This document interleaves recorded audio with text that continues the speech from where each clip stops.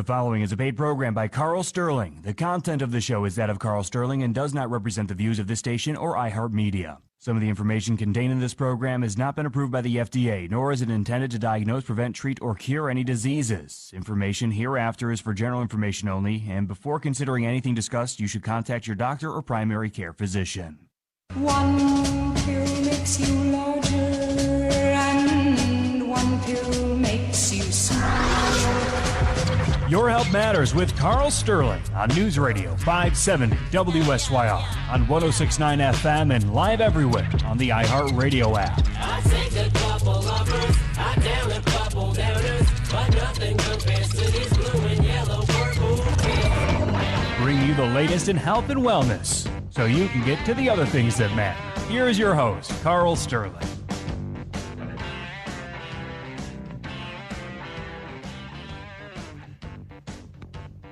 All right.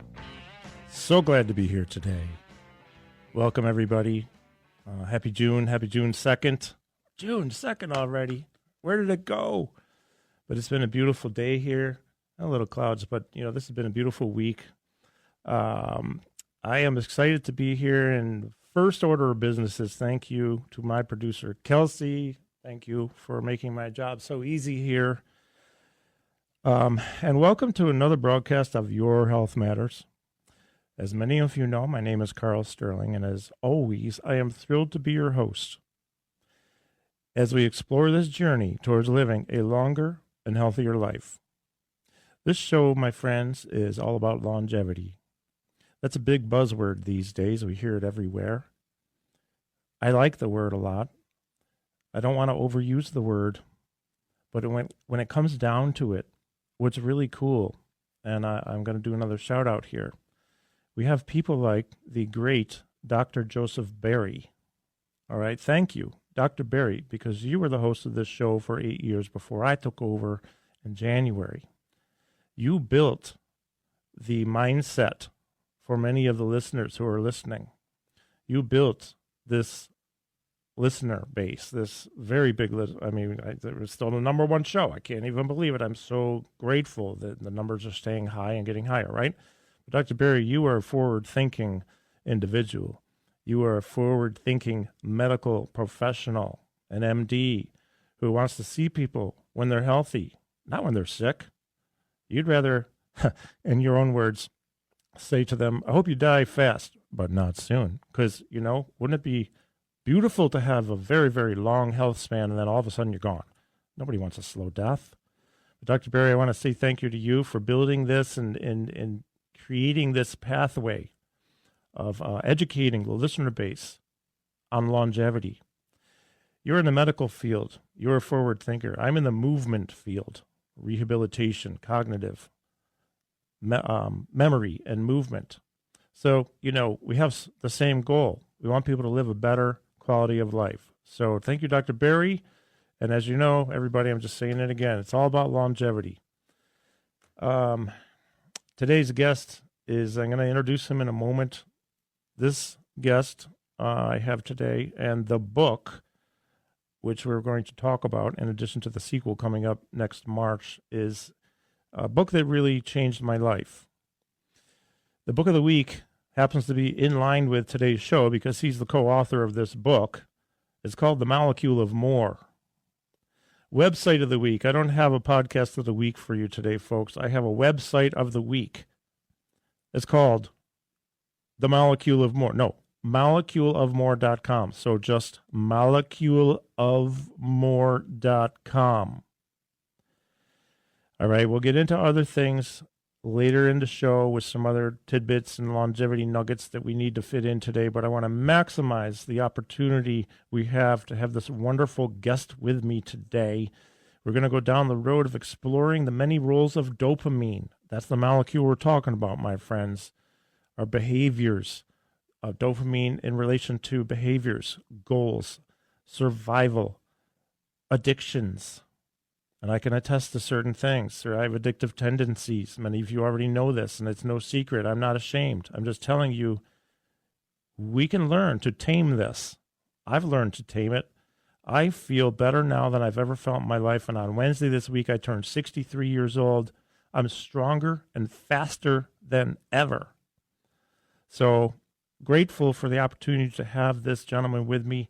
Dopamine, it's a driver. It drives us towards goals and more.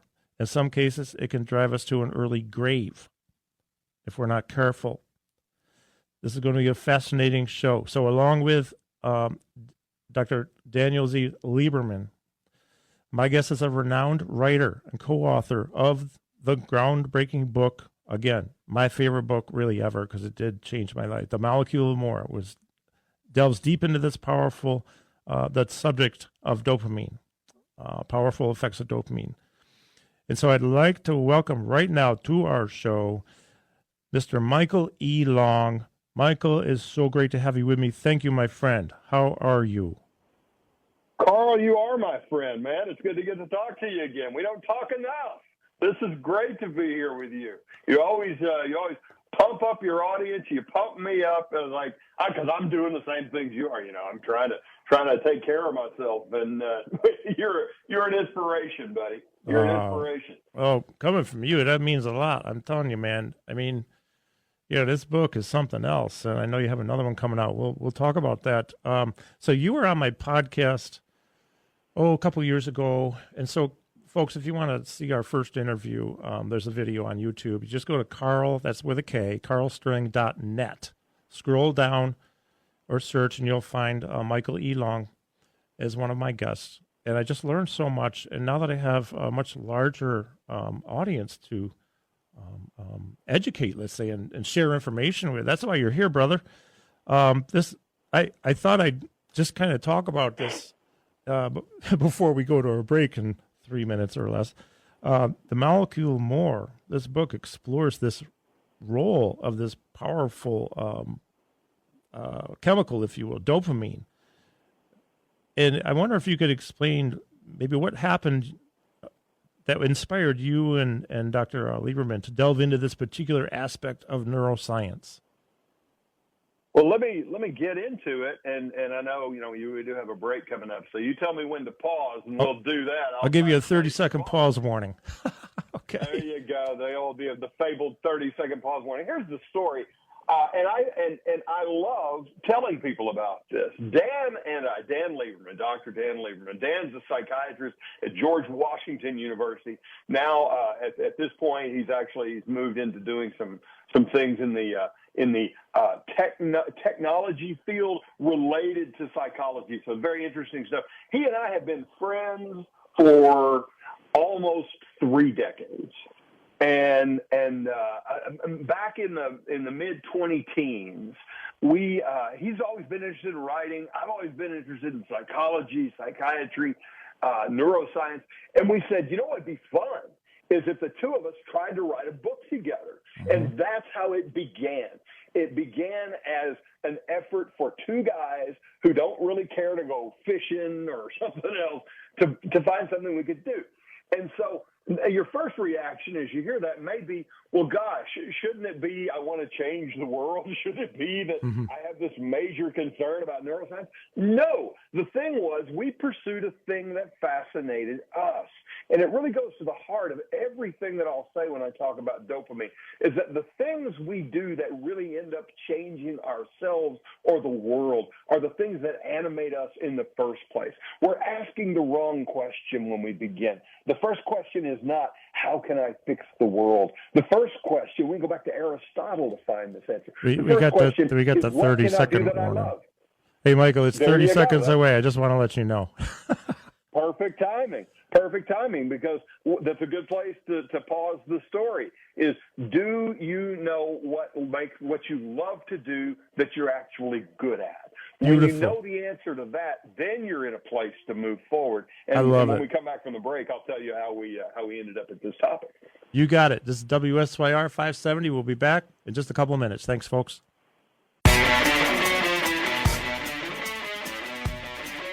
All right. Here we are. We're back. One thing I want to say before we bring Michael E. Long back in here to talk with us. Okay, Naboso insoles are here. They're in my clinic. I always have them. Okay, I got a new shipment in, it comes in tomorrow, actually, but I still have some. All right, so all I'm going to say is this. If you want to change how you move, if you want to diminish your neuropathy, if you'd like to increase the circulation and the feeling, the input that you're getting in your feet, and increase the blood flow, venous blood flow back to the heart, you need these. You need to put them in your shoes. They're not for support. They're for stimulation. They're to make you immediately move better, balance better, everything better, okay? They're $55 a pair at my clinic, or you can go online and pay $80. So you might as well get them at my clinic for $55. We have had amazing results with these. And to illustrate that, all I ask you to do, go to karlsterling.com, Karl with a K, karlsterling.com. Front page on the landing page, upper right corner, you're going to see a video, a playlist of videos. Read the descriptions in these videos, okay? They were all recorded in Mexico, and a little study I did down there 6 years ago, tracking 9 people. Okay, you're going to see amazing changes in movement, and they were all immediate. karlsterling.com, go there, check it out. And now let's get back with Mr. Michael E. Long. Oh, man, I could talk about this subject all day, Michael. In this book, right, you discuss how dopamine affects our behaviors and decision-making. So I'm wondering if you can share any maybe surprising findings from the research that maybe challenges like common perceptions about motivation and reward. Because a lot of people think, and I was one of them, dopamine is like a reward, but it is the reward and it stays with you. But it doesn't. The problem is, if I'm correct, having gone through this thousands of times, you get the reward and it stays with you for a second, but then you need other chemicals to kick in for the here and now, right? Well, that's right. What happens is when we see something, let me take you through the dopamine cycle. It's really easy to understand, especially when you hear it in contrast to what you've always been told. Dopamine is not the happy molecule. It's not the make you smile molecule. That's not it at all. It is the make you curious and desirous molecule. It's the thing that makes you want, as the title says, more. So here's what happens. Your body is tuned, your brain is tuned to alert you, to get you paying attention anytime something new and potentially useful or dangerous or important appears. Now, why would that be? Well, there's a good reason for that. Evolution has led us to being constantly aware of dangers and opportunities. You know, to stay alive, you got to jump out of the way of the tiger. Right. Or to stay alive, if you see a piece of fruit, you better grab that and eat it. You better be aware of anything that might be useful to know. So your body makes you want to know more about that thing. And that's what dopamine does. You're walking down the street and suddenly you hear a horn. What do? You turn around. There's dopamine kicking in. That's an unusual thing. I didn't expect to hear a horn. I better look around and see what it is. I'm just going to interrupt 1 second. In the middle of the day.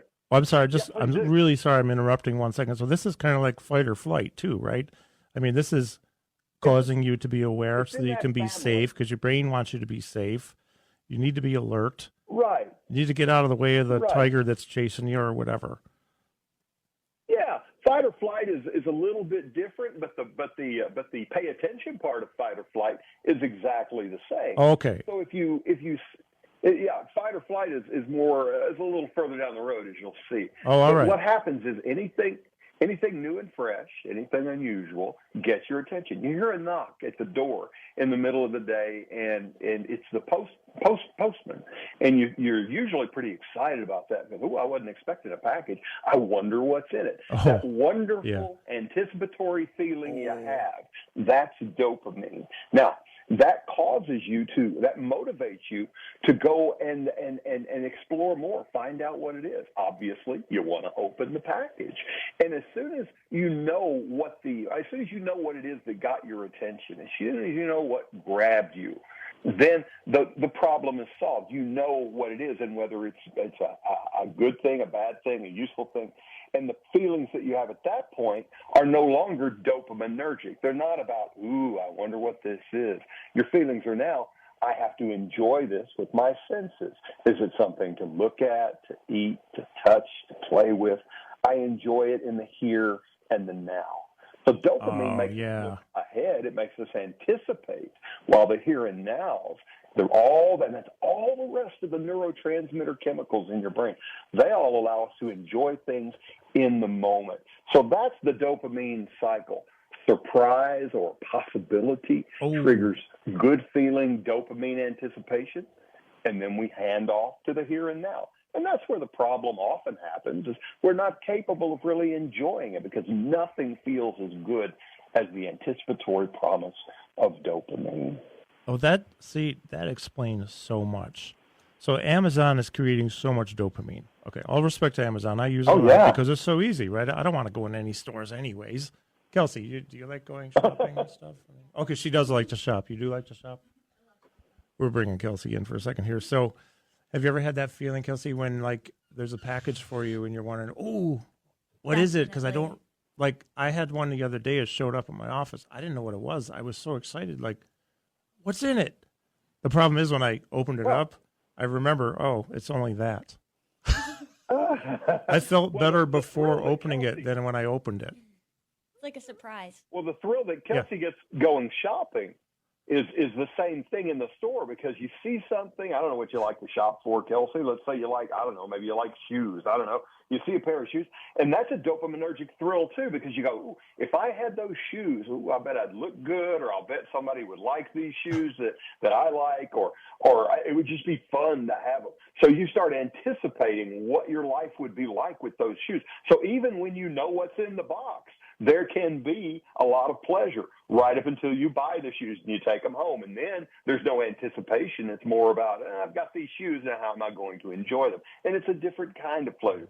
So this dopamine cycle is all around us. That's fascinating, isn't it? Oh, my gosh. I mean, it explains so much. You know, what's interesting, Michael, is we've already talked and I've read the book, but the way you describe this resonates so much with me on so many levels, because I think probably all of us can relate to this. And there is that thing. There is that thing of what's in the box, what's in the envelope. And then you know, it's seldom, you know, actually I was thinking the other day about a couple of things. Like, there's certain things that happen, like maybe, I don't know, you finish a race or you receive an award that might have been driving you, or, this challenge. By the way, folks, please vote for me. Go to karlsterling.com, Karl with a K, because I'm in this challenge for Mr. Muscle and Fitness magazine. This is perfect, Michael.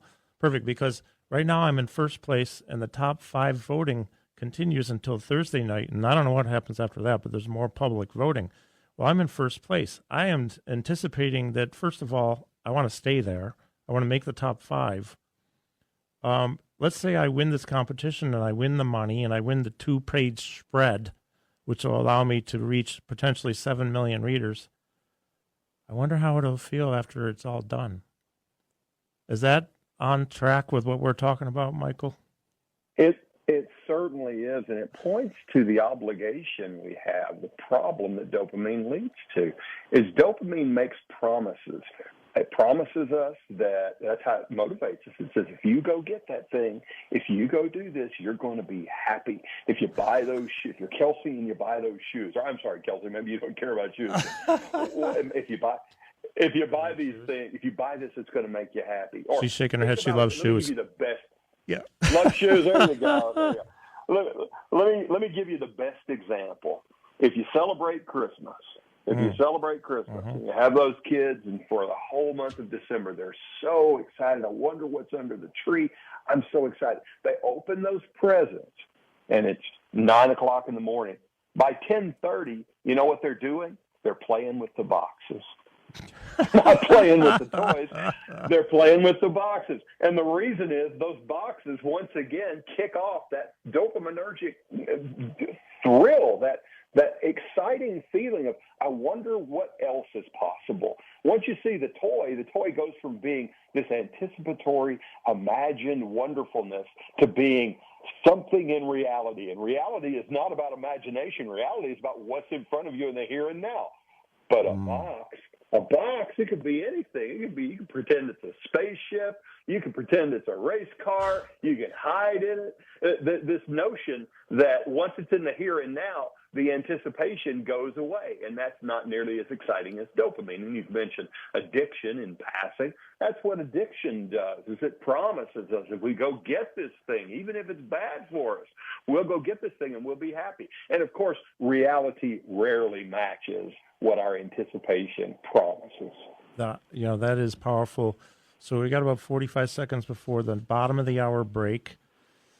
I really like to go into the addiction component of this when we come back, or at some point. And I'll tell you why, Michael, because I say with love and sadness and respect to many of the people I work with in my clinic, who I know have lost children for one reason or another, adult children passing away.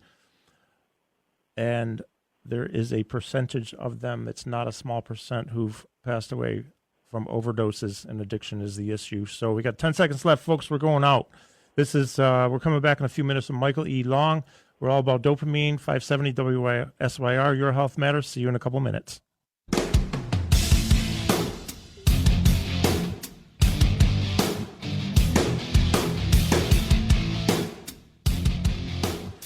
Okay, everybody, we are back. A couple things I want to mention. First of all, yes, I am in this contest for Mr. Muscle and Fitness, and I'm in first place in my group. And I am grateful to all of you, Richard, Mary, a couple other Marys, Carol, Dr. Barry, my family, who've been voting for me, and so many out of the area, because we have a fairly large audience outside live streaming and who follow me or whatever. So I'm just grateful for your votes. It's just what I really want out of this is the opportunity to reach this large readership with some information that I don't think they'll normally be publishing in that magazine. I have a couple of updates for you. Number one, biodensity. Okay, biodensity updates. I'm going to start giving weekly updates because now every week we have at least one person, and this week it might have been two, but I'm going to tell you about two people real quick, just in a nutshell. These two ladies who have been dealing with osteoporosis and osteopenia, right? You can have both. Porosis is further into bone degeneration than penia. After 6 months for one lady and 9 months for another, both of them have extremely significant improvements in their DEXA scans, where one of them is almost completely, well, actually her total score came out in a negative 1.4. Well, if you look at the total score and the T-score, you're going to find out that negative 1.4 is normal bone density. You're not into penia. She was negative 2 point something into osteoporosis last July or August, whenever. So I just want to tell you that this machine is working. The other lady is, she reduced hers way down so that her total score, I can't remember it exactly, I was going to bring it with me and I forgot, significantly better. Meaning that if another 6 months, if she keeps doing this, which she is twice a week, right? She's coming in, she's going to kick this thing, and it's going to be normal. Okay, now, the doctors, they don't want to hear about it. I'm not dissing the community. Okay, we need our doctors, we need our medical professionals, but I wanted to tell you folks, Dr. Barry and I are business partners on this machine.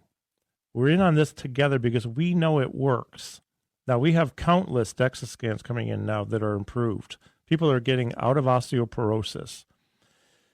The VP of biodensity will be with us tomorrow morning at our clinic. They're on a vacation. They're driving through. They're going to come in. I can't wait to meet Joe. We've talked a lot. I've known him for a while.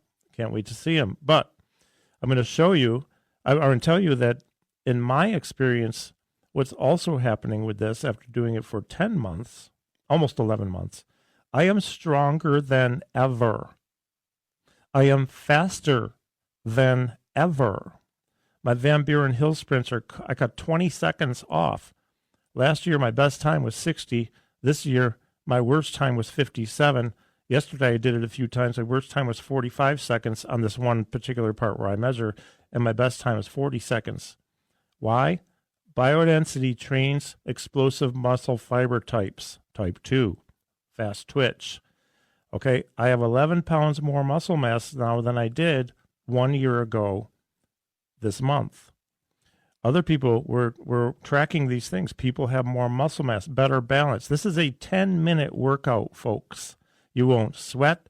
You don't have to dress up to go to the gym. You can wear your suit, whatever. You come in, you do this isometric contraction. You are going to make a difference in your bone density and in your strength. So just go to karlsterling.com. Let us know if you want to come in. We'll get you set up to try it out. You get a freebie on us to come in and try it out. All right, back with Michael E. Long. We're talking about dopamine today. Michael, you know, this whole thing about dopamine I find is very fascinating, too, when it comes to addictions, love, relationships. And I'm wondering if you have insights, maybe practical tips to maintain healthy relationships and to tame this molecule so we don't go down the road of addiction. Of course, we can be creativity is involved in a lot of this too, but please enlighten us on these type of things. Well, I'll tell you, there's so much to chew on. You and I could sit down over a delicious dinner and talk about this for a whole evening. And we'd bring Kelsey along with her shoes. Absolutely. So it would be a very nice thing. I think she's shaking her head yes. Okay, do. She says yes. That's good. The first thing to know is that the book explains the process. And of course, I'd love for you to buy the book. If you don't buy the book, go to the library and get it. I want you to read the book. I think the book will help you, whoever you are. But I also want to say that there's a sequel coming out in March, and it's called Taming the Molecule of More, and it deals with the kinds of things that you're asking about today, Karl. Mm-hmm. These are the questions about. It's all well and good to understand how it works, but can you help me with particular problems? Can I understand dopamine's role in maintaining, as you said, a relationship? Can I use what I know about dopamine to help find the person that I want to be with? Can I use it to help me break my addiction, my connection to online porn or to gaming? Can I use it to prompt my creativity more? And the answer is absolutely yes. And so just to hit a couple of things, and of course you gotta wave me off on the time, buddy, when I get too close. But we got 4 minutes and 13 seconds left. Okay. we got a lot of time. Yeah, you got time. In the new book, which is called Taming the Molecule of More, due out March 2025, you should be up on Amazon any day.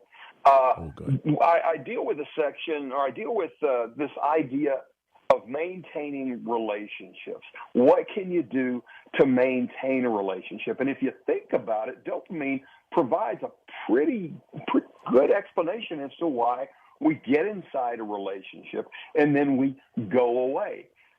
We find ourselves less excited. You know, Mick Jagger told an interviewer that he had been with over 4,000 women. This is clearly somebody who is hooked on dopamine and not too interested in now let's stick around and see what happens next. You remember on Seinfeld, and these are examples from the first book, George Costanza talked about how much he wanted a woman, whoever he met. Oh, I want to be with her. I need her. She's the one for me.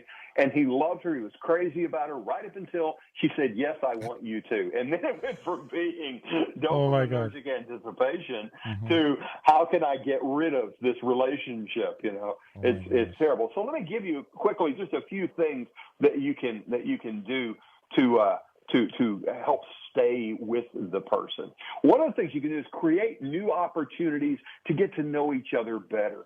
And these are so simple, they're almost silly. Go buy a board game at the thrift store and take that $4 board game home and learn to play it together. Do that. That's one thing you could do, because it's going to make you ask things and think about each other in ways you haven't done before.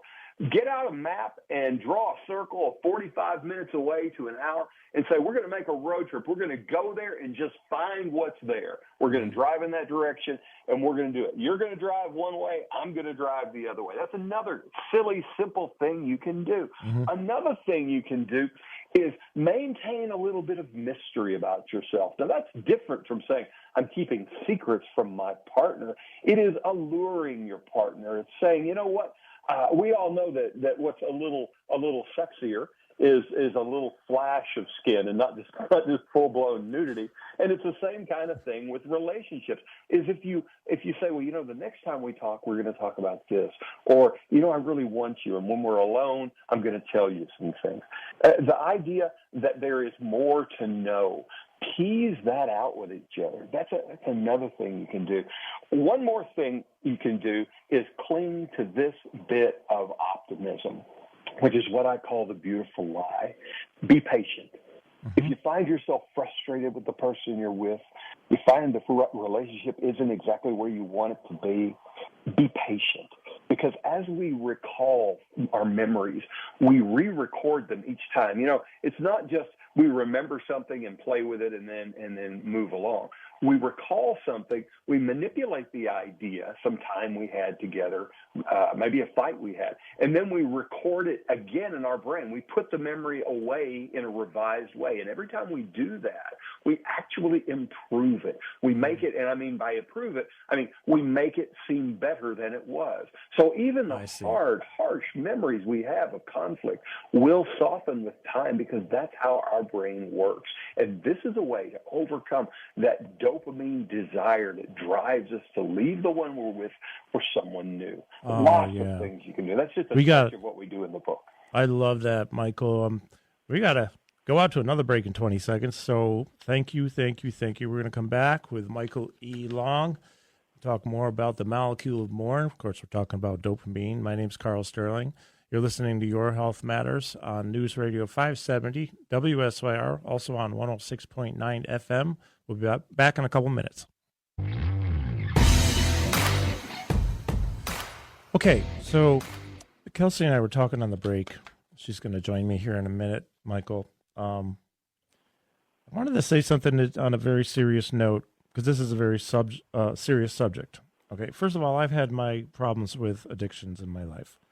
I have those tendencies. But what I've really come to learn, especially from you, from the book, is how to tame them. Interestingly enough, you and I were talking on the phone before we went live that's the name of the next book. So that's really cool. So what I've done is I've been able to tame this now and bring it into a decision-making of the cost and benefit, okay?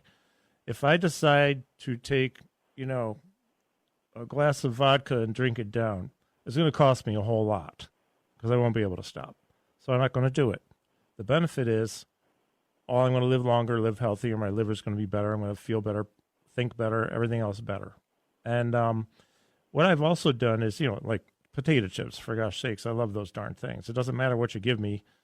I love it. Hot peppers, coffee, all this stuff. These are my addictions. And radio. I love doing radio. Like, this is probably a healthy addiction because I like to talk about good things. But, Kelsey and I are talking, I've really focused a lot on exercise, and I find that a lot of people who have had addiction problems have gone down that road. Now, sadly, I have people who come in to see me at my clinic who have lost children to overdoses. And Kelsey, what's your talk about exercise for me from your perspective?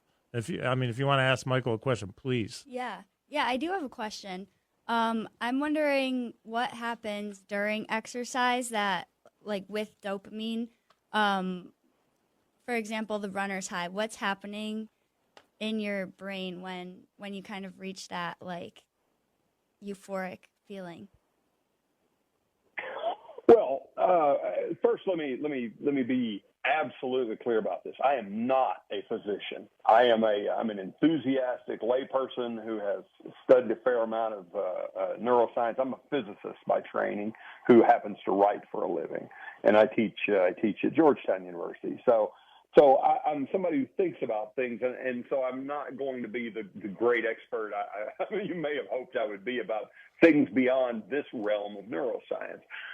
What I can tell you is that when you're talking about anything other than anticipatory feelings, what you're talking about is the effect of what Dan and I have called the here and now compounds, chemicals, neurotransmitters. And when you're dealing with something like the euphoria of runner's high or any other feeling, what you're dealing with is what happens in the moment. Technically, what is happening, see, I'm not qualified to tell you that, but I can say that it is definitely not a dopaminergic phenomenon. It's not something about, oh boy, in a moment I'm going to feel great. It's about a flood of, perhaps oxytocin, perhaps endorphin. Again, I can't say, but I can tell you for sure that you're talking about leveraging the particular powers of these here and now neurotransmitters. And anytime you experience that, you do create a bit of an urge for that, which is, in fact, touching on the way the dopamine cycle works. So I can tell you bottom line that you don't need to fear the thought of runner's high becoming some kind of addictive thing. It's a very good thing to have because it creates encouragement. We don't do everything just because of reward. We do some things because of habit. And those two parts of the brain that create motivation, some by reward and some by habit, are actually co-located very, very near one another. And sometimes they get wired up together. So you're doing something good for yourself when you experience that here and now burst like that. And I know that doesn't exactly answer your question, but I hope it gives you some useful information in that space. Yeah, that definitely does. That's really interesting to think about. Thank you. Yeah, absolutely. And oh my gosh, we've got to have you on before this next book comes out because we could talk about this for hours. Just little things like the idea sometimes of doing something is way better than doing the thing. It's like, the idea. And that's the dope. Yeah. That's dopamine. That's the whole thing because imagining what it would be like. Part of the dopamine has divided. The dopamine system has two parts. There's the desire system and the control system. And one of those things is the desire system is the thing that makes you feel the urge to do something, the desire for something, hence the name. The other, the control system, is the thing that gives you the capacity to figure out exactly how to do it. So of course, it's a wonderful feeling to imagine what something might be like, because that's not the same as experiencing what it is like. There are very few things in the here and now that are as intense as anticipation of what might be. We all imagine when we're children what it's going to be like when we grow up and how interesting it's going to be. And then it turns out growing up being a grown up is not quite as much fun. It's the difference, Carl, Chelsea, it's the difference between looking at a plane flying overhead and going, I'll bet they're headed somewhere great. They're going to Hawaii, versus being on that plane sitting next to the screaming kid in the middle seat. The perception is much, much more exciting in anticipating it than it is when you're actually in the middle seat in the plane. Reality doesn't measure up to imagination, and that's one of the hassles we deal with as dopaminergic creatures. So, Mike, we have 3.5 minutes left before their hard stop. Number one, can you stay on so I can talk to you on the phone for just 1 minute after we're done? And next, I'm wondering if this very sensitive subject, very sad sometimes when we have people addicted to different drugs, or oxys or whatever. What are they looking for in this? What's happening when they're wanting more? I kind of know the answer, but I'd like you to explain this. And is there any quick summary of what we can do to help people to tame that? Because these overdoses and things is the saddest thing in the world almost, I'm going to give you two things. One is, if you're listening to this now and you feel like you have a problem with addiction, even if you suspect it, go get help. Mm-hmm. You can't do this alone. Don't kid yourself. Get help. Call Karl. Karl will help you. Call somebody who will take you to get some help. There's no you're kidding yourself if you think you can do this by yourself, because you're up against a thing in your brain that's a little out of your control. That's number one. Number two is you are going to get better. It's driven by a little breakdown, which I can describe so quickly. As you get addicted to something, a lot of times the pleasure goes away, especially if we're talking about drugs. You're addicted to something, the pleasure goes away, but the urge remains. And that's one of the terrible things about what we call downregulation in the brain, which we won't go too deeply into. When you use a substance, when you have an experience over and over and over again, the pleasure tends to diminish. But the part of the brain that makes you want it does not downregulate, does not go away. And this is the source of addiction. And we have to learn to deal with that. Fortunately, there's a little stuff on the horizon. You're hearing all about these GLP-1s, this Ozempic stuff. This may be pointing the way to turning off that urge, which is the problem with addiction. We can't turn off the urge. The GLP-1 drugs tend to turn off the urge. There are anecdotal reports of seeing this work with addiction. We can pray to God this may be an answer someday. But right now, if you're addicted to something, get help. You will get better. I promise you, you will get better. I can't tell you how much I appreciate that. You know, first person I ever worked with as a client who had a patient who had Parkinson's is, I'm going to say his name, Jerry Evensky, a very dear friend who moved out of the area, but he was my economics professor in 2012 when I went back to school. And he had this thing in economics he talked about with M&Ms, and he related it to economics. The first M&M is always the best one. When you get to the bottom of the bag, you might not want any more of them. It's the law of diminishing returns. I'm not sure if that parallels this, but we only have 43 seconds left, Michael, and I just want to say thank you, my friend. It's always so great to talk with you. Thank you. I'm going to have you back for sure. Hey, anything for you. You're my buddy. Oh, thank you so much, Michael.